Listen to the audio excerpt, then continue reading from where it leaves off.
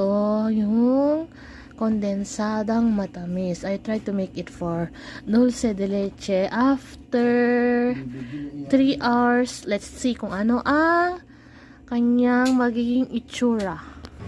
Ito na siya. Ito na siya after 3 hours of cooking. Ito na siya. Let's see kung ano ang itsura.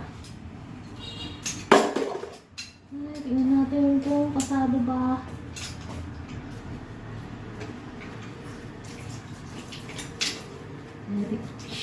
Talagang ba?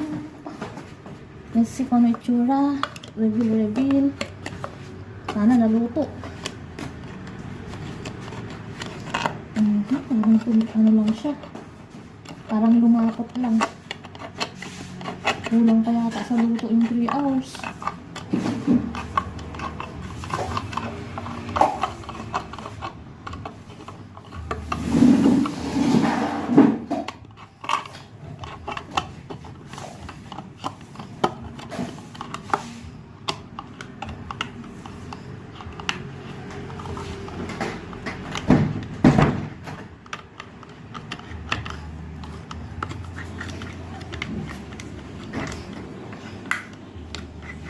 Okay.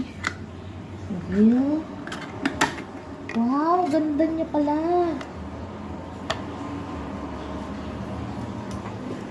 Ayan siya. Yan.